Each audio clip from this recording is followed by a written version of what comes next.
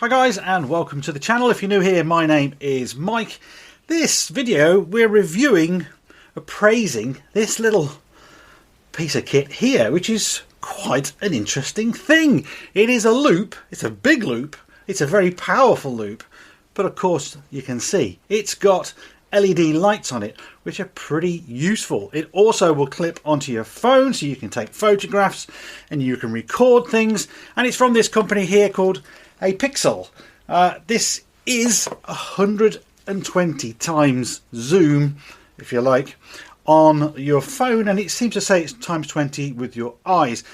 So I'm going to go through all the little features and show you really what it's all about, and then we'll see if it's good for hobbyist watch repair, whether we can use this practically, and equally if there's any tips we can give this manufacturer to potentially make something that's absolutely bespoke for what we do. Because some of you might have seen the IWC Cyber Loupe, which I've seen on Instagram, and it looks epic, and it sort of clips on and it records video and all these wonderful things.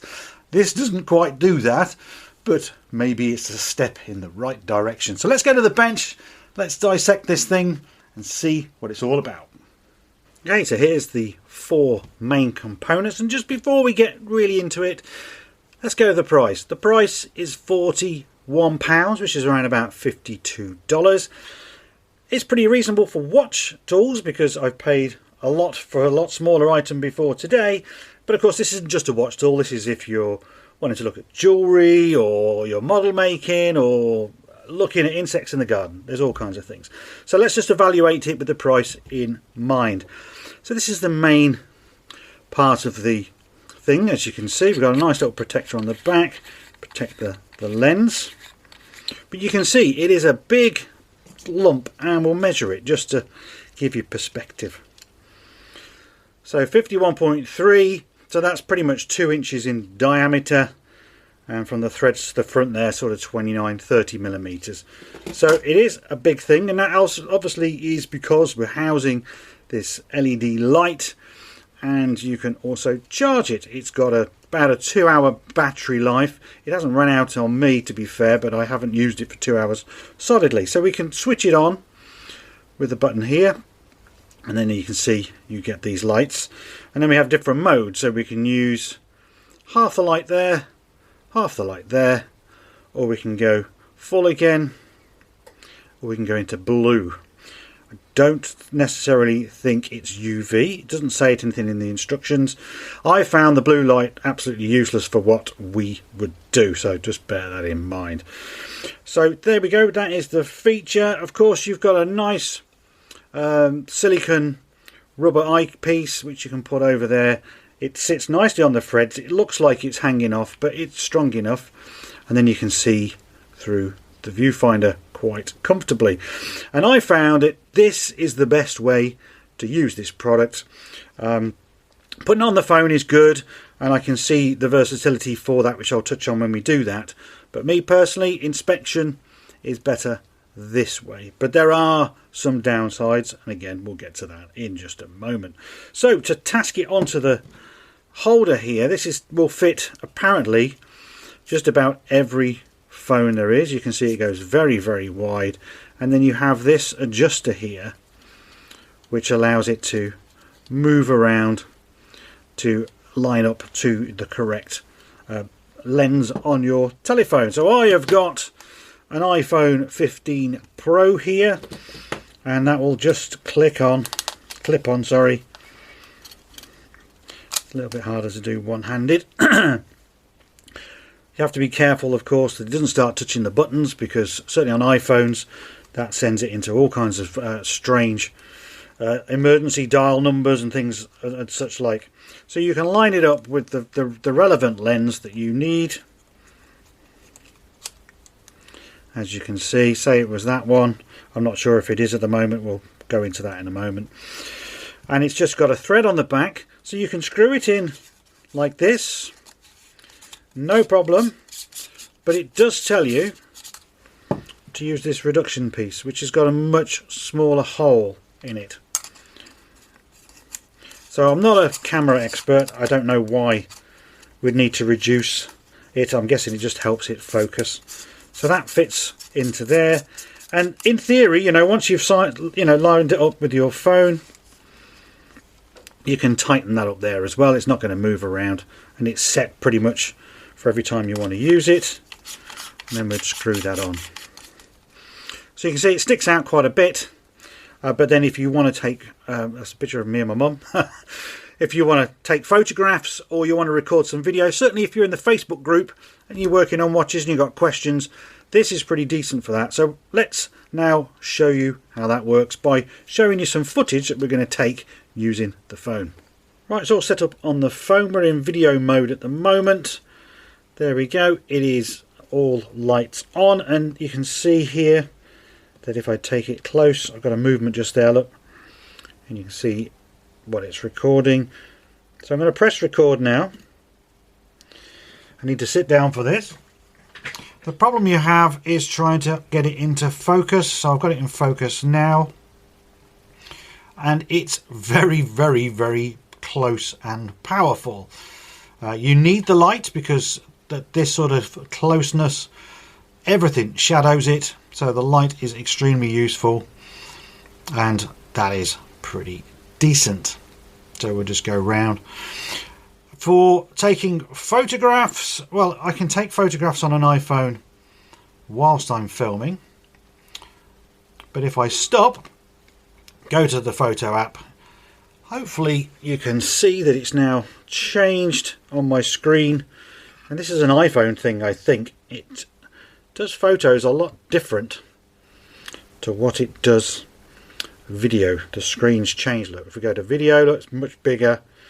And that's the problem. This iPhone 15 Pro has got too much technology. It's got too many lenses.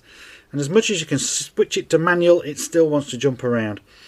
So some of the shots aren't really doing this thing all that justice.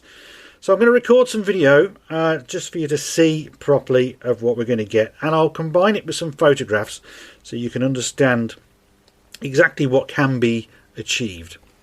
So here we have an Accutron, and you can quite clearly see the fingers there in the index wheel. Now these things are much thinner than a human hair, so again it gives you the appreciation of where we can be with it. For an inspection point of view, we can go to a cleaner movement here. Another Seiko that I'm working on. Hasn't got a balance in, but we can look at the jewels. The focus range is a bit limiting. I can see I'm holding here. It's probably quite shaky for you, unfortunately. But yeah, look, you know, it's out of focus, in focus, out of focus. There's not a lot of range. But if you want to take photographs, that's perfectly fine. You can't work underneath this, obviously. We can't put it on a pair of glasses or a clip-on or anything like that, and that is its limitation in many respects. If we go back to the working hairspring again, just to give you another idea, and I'll take some still photographs and put them on the screen now so you can see the quality of those.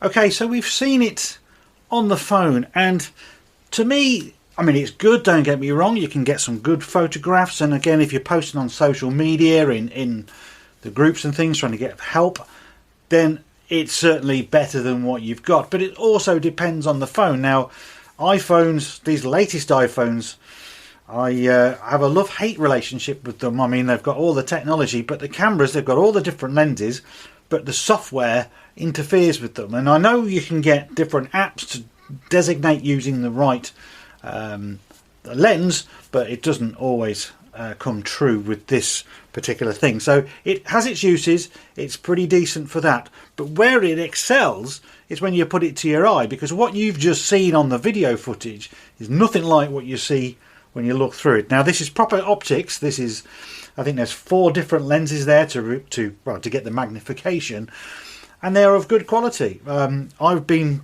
very surprised when I put my eye to it and I see what I'm looking at, because it's all a lot brighter, a lot clearer, and of course you can focus better. The one main problem in many respects, I've now switched it off typically, well, I don't need it on, is the distance. Now I've taken my glasses off, which is terrible because I now can't see very well, so I'm hoping this comes out on camera. So if I cup it to my eye, for me to get it in focus, I am here. And you might say, well, what's the problem with that? Well, look how close I am. I am literally on top of the object that I'm looking at. Now, for watches, that's all right. If you're looking for little bits of dirt and grime in a pivot hole or something like that, you're going to see it with this all day long. But if you want that, well, less powerful view to see it just a bit closer up, then this, in many respects, is too powerful. The times 120, although it's ambiguous. It says it's 120, but then it says it's 20 with the naked eye. So I'm not quite sure how that is, whether it's a misprint. But yeah, going to, you know, if it was a little bit further out, it would have a little bit more appeal. But you are definitely seeing a massive improvement. I'm not kidding you when you look through the lens. You know, optics, you pay good money for optics. This that I've talked about before, so I have to wear my glasses for everything, and they're varifocals, by the way. And I've used every sort of clip-on lens. I've used visors. I've still got my original visor hanging up the wall here because I still use it. But I have this here, and this is from a company called Donegal. And that lens is plastic. Now it's only ×3. I do most of my watchmaking with ×3, except for when I need to oil the things and I use the microscopes. That alone was £35 just to clip it to my glass, my pair of glasses. You know, that's £40. You can't really compare the two, but you have to pay to get something decent, is what I'm trying to say. You need to see what you're doing, and I've tried all the cheap stuff, and I don't think the cheap stuff is as good, certainly, as this. And so when I look at the price for that at £40, it ain't bad, to be honest with you. It's a good little piece of kit to have on your bench. And likewise, at the weekend here in England, every 4 times a year, we have a watch fair, and it's in Birmingham. And I went along, and there's a lot of guys who join me from the Facebook group. There's about 20 of us or more, and I took it along there, and I showed a few of the guys, all hobbyists like me, and I says, what do you think to this? Now, of course, they didn't see all the phone stuff that you've just seen. They just put their eye to it, and they were like really amazed. So, you know, if not just me saying it's good and other people saying it's good, it must be good. But, you know, where do we go? This is just a start. I mean, you know, if there's enough of us say something to this company, perhaps they might make us something bespoke. Maybe they'll make us a loupe that can either fit to your head. If you've got good eyes, it has that illumination, because that would be very, very useful. And, you know, if we think about that cyber loupe, the ability to record what you're looking at or take photos of what you're looking at would be absolutely sensational. How you could do that and get it into such a small thing where it's not so cumbersome on your face, I don't know, but they've certainly done it, and maybe Apexel can. So there we go. I think I've covered just about everything. I'll leave a link down below. They've given me a discount code. I'm not sure if it's working because I've had this for quite a few months. It's taken me a while to do the video. It's not an affiliate link. They just sent it me for appraisal to see what I thought, whether it could be used for this hobby. And I think hopefully we've tried to answer that. So leave your comments down below. Tell me what you think of it. Tell me what you would like, perhaps. And perhaps if they're reading the comments, you never know. Sometimes these things happen, don't they? So, yeah, there we go. So like, comment, subscribe, all of those good things. If you want to see more videos about optics, then if you click on the videos up here, they're all about microscopes, digital microscopes in particular, that I've already reviewed, because some of those might be useful for you. That's it. I'll see you in the next video coming very soon. Thank you, and bye for now.